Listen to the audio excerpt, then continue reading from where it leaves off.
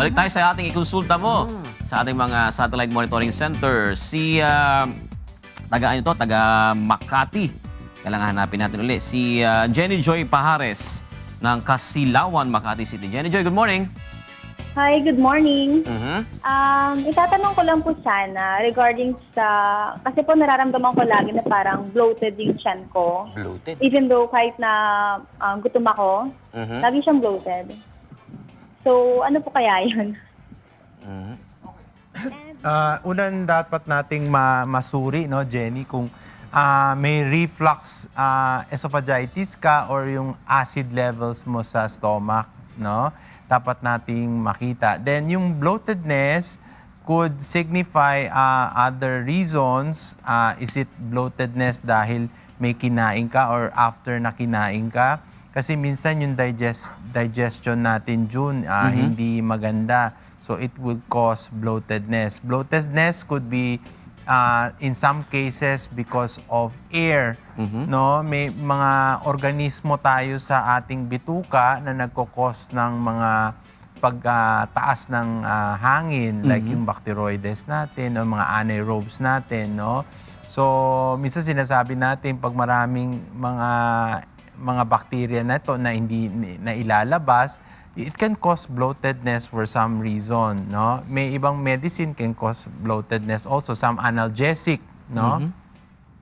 So dapat nating i-check muna yung siguro yung pinakamaganda mo is magpa-check yung stomach natin, yung bituka para makita kung bakit nagbo-bloatedness. Tapos may mga acid test tayo to check for reflux esophagitis. May mga tests for yung acid levels natin para ma-check rin, no, Jenny? Thank you. Pero pwede po pong magtanong, isa na lang. Sige po. Yung sa gout po, kasi yung parehong pa ako, may gout. So, minsan, masakit po siya talaga, lalo na ako nagsusuot po ako ng closed shoes. So, may paraan pa po ba para makorekto or ano pong advice na ano pong advice para medyo maano ko po siya? Okay. Na pag Maging komportable ako. Kasi minsan mahirap po masakit, kumikirot po.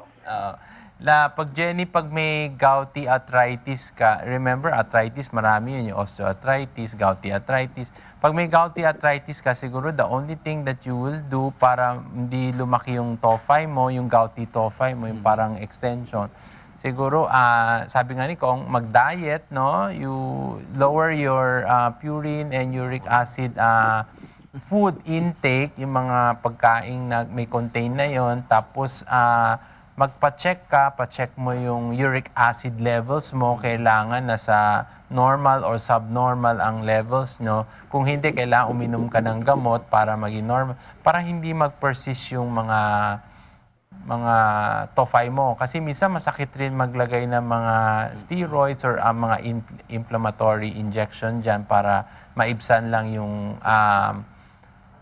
sakit. Tapos yung siguro sa sapatos, siguro you should avoid wearing too much pointed shoe, no? Especially pag meron kang yung mga flats na lang, I don't know what you call that, stiletto. Hindi, the small ones, Yes, no? Yung comfortable ones. Dok, ano ba yung mga foods na pwedeng mag-cause ng acid sa katawan natin? Yung acid, yung mga, ano ba ta?